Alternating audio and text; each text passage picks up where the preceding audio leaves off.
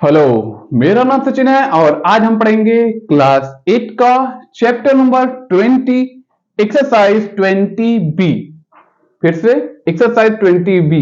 Exercise 20 ए खत्म हो चुका है, अब हम पढ़ेंगे एक्सरसाइज 20 बी और ये है एक्सरसाइज 20 बी का इंट्रोडक्शन लेक्चर। और हम इंट्रोडक्शन इसमें किसका देंगे? स्क्वायर का और रेक्टेंगल का, दोनों का हम फॉर्मूला समझेंगे, पढ़ेंगे। स्क्वायर का हम पढ़ेंगे पेरीमीटर और एरिया का फार्मूला, और रेक्टेंगल का भी पढ़ेंगे पेरीमीटर एंड एरिया का फार्मूला। तो ठीक है, तो आ जाओ भाई, शुरू करते हैं धड़ल्ले के साथ। तो आ जाओ भाई, शुरू करते हैं। तो सबसे पहले हम पढ़ेंगे किसके बारे में? रेक्टेंगल के बारे में। रेक्टेंगल का एरिया क्या होता है, रेक्टेंगल का पेरीमीटर क्या होता है, और रेक्टेंगल में डायगोनल क्या होता है, सब कुछ पढ़ेंगे। ठीक है, तो फिगर देखिए। फिगर में रेक्टेंगल में क्या होता है, जो आमने सामने का जो आर्म होता है उसका साइज सेम होता है। ठीक है, तो वो होता है रेक्टेंगल। तो इस वाले के सामने वाला आर्म ये है और इसके सामने वाला आर्म ये है, तो दोनों आर्म का साइज सेम होगा और दोनों एक दूसरे के एकदम पैरेलल होगा। पैरेलल का मतलब होता है जैसे एक लाइन ये है और दूसरी लाइन ये है, दोनों के बीच में अनंत तक, इनफाइनाइट दूरी तक, ये आगे तक चाहे जहां चला जाए, आगे तक ये ऊपर चाहे जहां चला जाए, सभी के बीच में जो डिस्टेंस रहेगा हमेशा बराबर रहेगा। अगर दोनों लाइन के बीच डिस्टेंस 5 सेंटीमीटर है तो हमेशा 5 सेंटीमीटर रहेगी, अगर 15 सेंटीमीटर है तो हमेशा 15 सेंटीमीटर ही रहेगी। आपको समझ में आ गया कि पैरेलल क्या होता है। ठीक है, और इसी तरीके से ये वाली लाइन इक्वल है इस वाली लाइन के, इक्वल भी है और पैरेलल भी है। ठीक है, इक्वल आर्म का साइज सेम रहेगा, इस वाले आर्म का साइज इसके बराबर, इस वाले आर्म का साइज इसके बराबर, इस वाले आर्म का साइज इसके बराबर, इस वाले आर्म का साइज इसके बराबर। तो इतना तो समझ में आ गया होगा कि रेक्टेंगल में आमने सामने का जो आर्म का साइज होता है बराबर होता है, और जो आमने सामने का जो आर्म हमेशा पैरेलल में होता है, और ये इसके पैरेलल, ये इसके पैरेलल। ठीक है, तो इतना समझ में आ गया होगा। अब हम क्या करेंगे, अब हम पढ़ने जा रहे हैं पेरीमीटर ऑफ रेक्टेंगल। ठीक है, तो हम पढ़ लेते हैं फर्स्ट वाला फार्मूला, पेरीमीटर। ठीक है, तो अब हम पढ़ने जा रहे हैं पेरीमीटर। तो पेरीमीटर क्या होता है? ये जो आप रेक्टेंगल्स देख रहे हैं, इसके चारों आर्म के साइज को अगर हम ऐड कर देंगे तो क्या निकल जाएगा? पेरीमीटर निकल जाएगा। ठीक है, तो पेरीमीटर ये जो है ये एल है, एल ये लेंथ है, ये विड्थ है, ये लंबाई है, चौड़ाई, मतलब ये एल है और ये भी, ये चौड़ाई चौड़ाई, ये लंबाई लंबाई। ठीक है, तो फार्मूला क्या बनेगा? फार्मूला ये बनेगा कि b 2 टाइम है और l भी 2 टाइम है। पहले बात, पेरीमीटर का निकालने का सबसे सिंपल आइडिया क्या होता है, जैसे ये रेक्टेंगल है, रेक्टेंगल के चारों आर्म को अगर मान लो ये 4 सेंटीमीटर, ये 4 सेंटीमीटर है, ये 2 सेंटीमीटर, ये 2 सेंटीमीटर, तो इन सभी को ऐड कर देंगे, जो आएगा जैसे 4 2 6, 4 10 12, तो इसकी पेरीमीटर क्या हो गया? P फॉर पेरीमीटर मान लेते हैं। ठीक है, तो पेरीमीटर क्या हो गया इस रेक्टेंगल का? 12 सेंटीमीटर हो गया। ठीक है, एक तरीका ये होता है पेरीमीटर निकालने का। और फार्मूला से पेरीमीटर कैसे निकालते हैं? फार्मूला से इसमें भी वही करते हैं, जैसे b प्लस बी हो गया, इस वाले b को इस वाले b को, और प्लस l और l प्लस l हो गया। तो 2 बार b है, 2 बार l है, तो b प्लस बी मतलब 2b और प्लस l मतलब 2l हो गया ना। पेरीमीटर ऑफ रेक्टेंगल हो गया, है ना। तो क्या हो गया, समझ में आ गया होगा? हो गया मतलब 2b प्लस 2l, ये हो गया, है ना। या तो इसको आप और एक्सपेंड करना चाहते हैं और सॉल्व करना चाहते हैं तो इसको हम इस तरीके से लिख सकते हैं, P फॉर पेरीमीटर हम मान लेते हैं, ठीक है। 2 को कॉमन ले लेते हैं और B प्लस L हमने लिख दिया है, इसको L को यहां और B को यहां, ठीक। अब ठीक है, तो L एक 2 को कॉमन लिया, L प्लस B हो गया।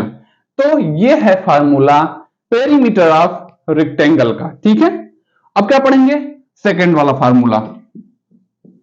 पेरीमीटर समझ में आया, एक तो ये फार्मूला है, दूसरा तो चारों आर्म को हम ऐड कर देंगे तो भी पेरीमीटर निकल जाएगा। दूसरा, अब कौन सा फार्मूला, पेरीमीटर पढ़ा, अब हम पढ़ेंगे एरिया। एरिया, एरिया को हिंदी में बोलते हैं क्षेत्रफल। क्षेत्रफल, पेरीमीटर को हिंदी में बोलते हैं परिमाप। एरिया पढ़ने जा रहे हैं, तो एरिया ऑफ रेक्टेंगल है ना, एरिया किसका पढ़ रहे हैं, रेक्टेंगल का, तो होता है L इंटू बी, यही होता है, L और B का मल्टीप्लाई कर देंगे, एरिया निकल जाएगा, ठीक है। तो यह है एरिया, रेक्टेंगल का एरिया। अब हम थर्ड वाला फार्मूला पढ़ने जा रहे हैं। थर्ड फार्मूला क्या है, थर्ड फार्मूला क्या है, थर्ड फार्मूला होगा डायगोनल। अब इसी फिगर को हम यहां बना लेते हैं, क्या पढ़ना है हमें, डायगोनल। एरिया ऑफ रेक्टेंगल पढ़ लिया, पेरीमीटर पढ़ लिया, और डायगोनल का, डायगोनल ऑफ पेरीमीटर। डायगोनल क्या होता है, यह है एल नहीं, ये ब्रेड्थ है, चौड़ाई है ना, ब्रेड्थ एल और एल है ना। हमें डायगोनल, ये होता है डायगोनल, इसे हम बोलते हैं डायगोनल। और इसी को अगर हम अलग कर लेंगे तो ये कुछ इस तरीके का हो जाएगा, ये है ना। दो ट्राइंगल को एक पास देखने में अगर लग रहा है ये है रेक्टेंगल, लेकिन बीच में से अगर फाड़ दिया गया तो इसमें दो ट्राइंगल बन चुके हैं। और ये कौन से ट्राइंगल हैं, राइट एंगल ट्राइंगल, ठीक है। तो भैया डायगोनल निकालने का फार्मूला राइट एंगल ट्राइंगल से निकल जाएगा, मतलब राइट एंगल ट्राइंगल का ये तीनों आर्म का साइड निकालने का क्या फार्मूला है, पाइथागोरियन ट्रिपल होता है। पाइथागोरस थ्योरम यहां लगा देंगे, वही इसमें भी लग जाएगा। क्या होता है, ये h होता है हाइपोटेनस, ये बेस होता है, ये l, ठीक है, हाइट होता है h, स्मॉल h। इसका फार्मूला क्या होता है, h हाइपोटेनस का स्क्वायर इक्वल टू बेस का स्क्वायर प्लस हाइट का स्क्वायर, यही होता है ना, ये होता है यही फार्मूला यहां भी लग जाएगा भैया, ठीक है। तो डायगोनल के फार्मूले को याद करने की कोई जरूरत नहीं है, ठीक है, सेम वही चीज हो गई। ये है डायगोनल, तो डी का स्क्वायर, सेम वही फार्मूला है, यहां h का स्क्वायर था, यहां d का स्क्वायर है, प्लस d का स्क्वायर इक्वल टू b का स्क्वायर। b कौन सा है, मतलब ये चौड़ाई, ये देख रहे हैं चौड़ाई, और प्लस h का स्क्वायर, h का स्क्वायर मतलब ये हाइट है, हाइट की जगह ये विड्थ है, और ये बेस के जगह क्या है, लेंथ है। बस सेम फार्मूला यही एकदम सेम यहां है, ठीक है। बस आपने L को यहां, B को यहां हम रख सकते हैं भैया, दो में एक जोड़ो फिर भी 3 आएगा, एक में दो जोड़ो फिर भी 3 आएगा, सेम बात हुई। तो इसको यहां और इसको यहां रख सकते हैं। ये देखने में थोड़ा अटपटा लग रहा है कि b का स्क्वायर प्लस l का स्क्वायर, पहले l बोला जाता है, थोड़ा वही अच्छा लगता है, ठीक है। तो यहां रख देते हैं l का स्क्वायर b का स्क्वायर, तो हो गया आपके डायगोनल का फार्मूला। और ये जो डायगोनल का फार्मूला है यही है। अब हम क्या कर सकते हैं, अगर d का स्क्वायर है, इसको और अगर हम सॉल्व करेंगे तो ये हो जाएगा l का स्क्वायर प्लस b का स्क्वायर, इसके स्क्वायर को हटाया तो चला जाएगा रूट में। तो ये है इस रेक्टेंगल का पेरीमीटर का फार्मूला, एरिया का फार्मूला, और ये है डायगोनल का फार्मूला। डी फॉर क्या होता है, डी फॉर डायगोनल, ठीक है। ये अब डायगोनल का फार्मूला कैसे बना हुआ है, पाइथागोरियन ट्रिपल से, ठीक है, पाइथागोरस थ्योरम से। तो डायगोनल के फार्मूले को लर्न करने की जरूरत नहीं है, यही फार्मूला, यही है पाइथागोरस का फार्मूला, यही है डायगोनल का फार्मूला। ठीक है, ये इसको और सॉल्व करेंगे कुछ इस तरीके से हो जाएगा। ठीक है, तो perimeter of rectangle, area of rectangle and diagonal of rectangle. ठीक है, तो अब चलते हैं हम स्क्वायर की तरफ। तो आ जाओ दोस्तों, अब हम पढ़ेंगे perimeter and area of square. Rectangle का हमने पेरीमीटर और एरिया पढ़ लिया, अब हम पढ़ेंगे स्क्वायर का पेरीमीटर एंड एरिया। ठीक है, तो अब समझते हैं स्क्वायर क्या होता है। ठीक है, तो स्क्वायर में जितने भी आर्म होते हैं, 4 आर्म इसके भी पास होते हैं और रेक्टेंगल के पास भी होते हैं, बट अंतर तो ये होता है कि ये आर्म जो है हमेशा इक्वल होते हैं, इसमें लेंथ और ब्रेड्थ नहीं होता। इसमें कोई लेंथ और ब्रेड्थ तब होता जब आर्म का साइज कम ज्यादा छोटा बड़ा होता, एक लेंथ हो जाता, एक ब्रेड्थ होता, एक लंबाई हो जाती, एक चौड़ाई हो जाती। बट इसमें ऐसा नहीं होता, इसमें सभी आर्म का साइज सेम होता है। ठीक है, तो ए फॉर हम क्या मान लेते हैं, आर्म। ठीक है, तो स्क्वायर उसे कहते हैं, ऐसा क्लोज्ड फिगर होता है जिसमें सभी आर्म का साइज, मतलब 4 आर्म होते हैं, इनमें सभी आर्म का साइज सेम होता है, बराबर होता है, वो होता है स्क्वायर। तो अब हम सबसे पहले वाला फार्मूला क्या पढ़ेंगे, फर्स्ट वाला फार्मूला। ये इसमें भी ये वाला आर्म इसके बराबर, ये वाला आर्म इसके बराबर, ये तो बता ही दिए हैं। और पैरेलल भी होता है, ये आर्म इसके पैरेलल, ये आर्म इसके पैरेलल, सामने वाला आर्म पैरेलल होता है। ठीक है, जैसे रेक्टेंगल में था और इसमें भी है। ठीक है, तो फर्स्ट वाला फार्मूला क्या होगा, पेरीमीटर पढ़ते हैं, पेरीमीटर। तो पेरीमीटर ऑफ स्क्वायर क्या होगा, तो रेक्टेंगल में क्या था, सभी आर्म को हम ऐड कर देते थे, पेरीमीटर निकल जाता था। इसमें भी ऐसा ही होगा, इसमें भी स्क्वायर में भी ऐसा ही होगा, सभी आर्म को हम ऐड कर देंगे, पेरीमीटर निकल जाएगा। जैसे अगर ये 5 सेंटीमीटर 5 सेंटीमीटर स्क्वायर है तो सभी आर्म सेम साइज के होंगे, एक 5 सेंटीमीटर है तो सभी 5 सेंटीमीटर ही होगा।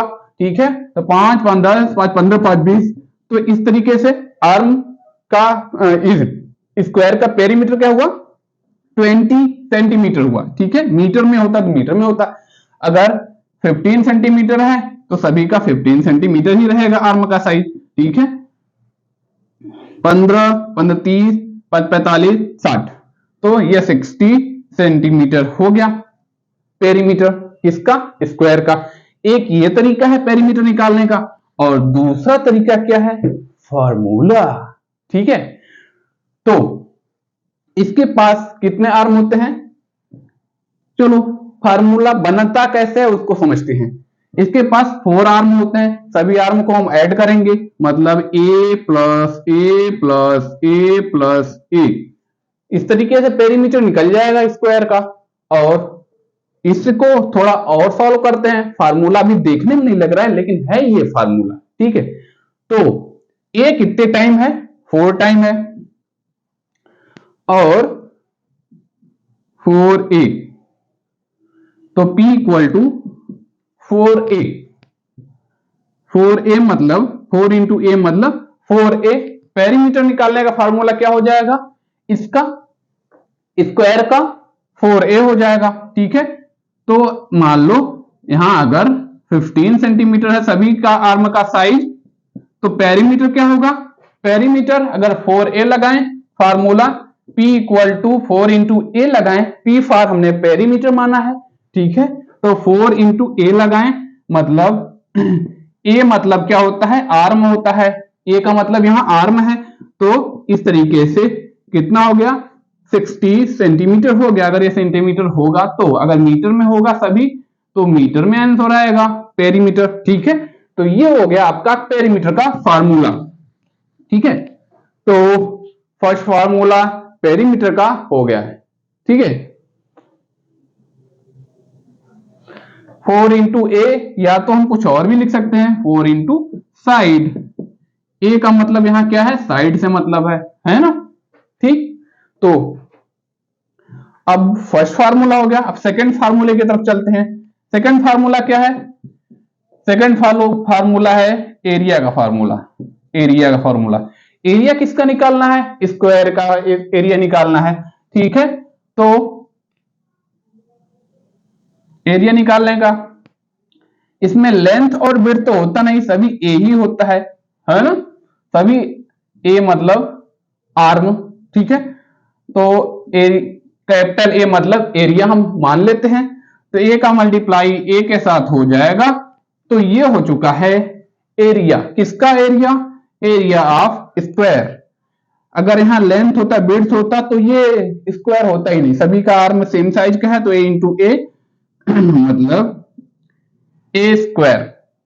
ठीक है, तो ये है एरिया का फार्मूला। तो हम कह सकते हैं ए इक्वल टू, ए मतलब साइड है, साइड है, साइड का स्क्वायर। या तो ए का मतलब हम क्या साइड माने या तो आर्म माने।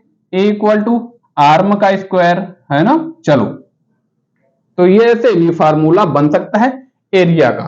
तो इसी तरीके से हम कोई क्वेश्चन भी सॉल्व कर लेते हैं स्क्वायर के एरिया का। जैसे ये 2 है, 2 है, तो 2 सेंटीमीटर 2 सेंटीमीटर, तो इस स्क्वायर का एरिया क्या हो जाएगा?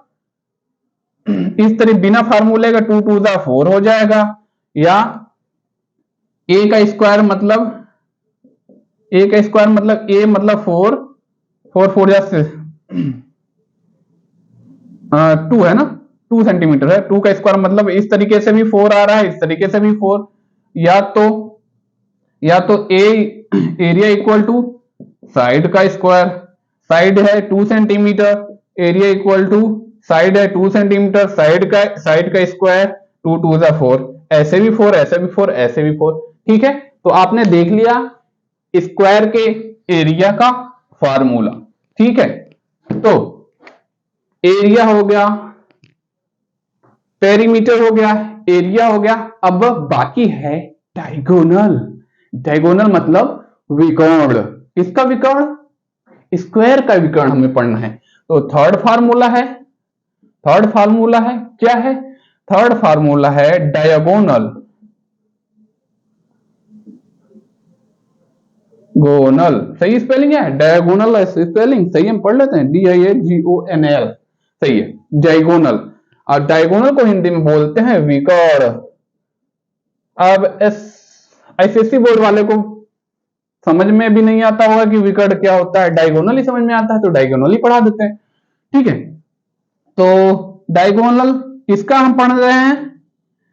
स्क्वायर का डायगोनल। ठीक है, तो स्क्वायर हमने बना दिया है। और डायगोनल का मतलब होता है हिंदी में विकर्ण। ठीक है, तो सेम फार्मूला वही लगेगा जो राइट एंगल के आर्म का साइज निकालने का फार्मूला होता है, जो जिसे हम बोलते हैं पाइथागोरस थ्योरम। क्या होता है होता है उसमें ऐसा होता है कि इस तरीके का राइट एंगल ट्राइंगल होता है। ये कैपिटल H होता है जिसे हाइपोटेनस बोलते हैं, ये बेस होता है, और इसे हम स्मॉल h जिसे हम हाइट बोलते हैं।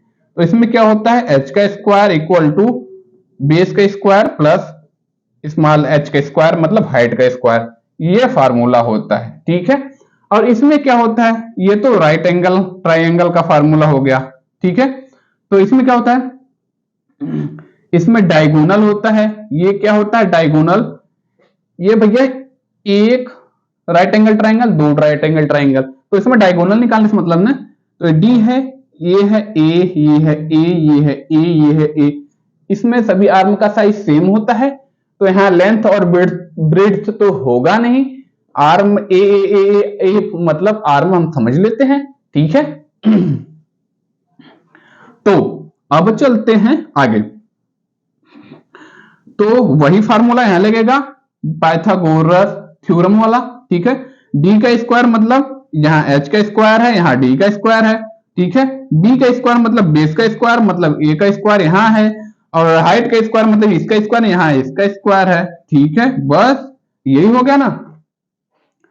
ये है डायगोनल निकालने का फार्मूला।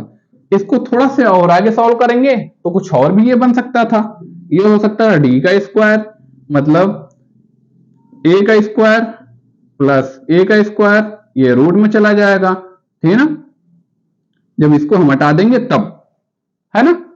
अब क्या हो गया, ये हो गया है रूट के अंदर 2a square, a plus A 2a square square 2a square, है ना।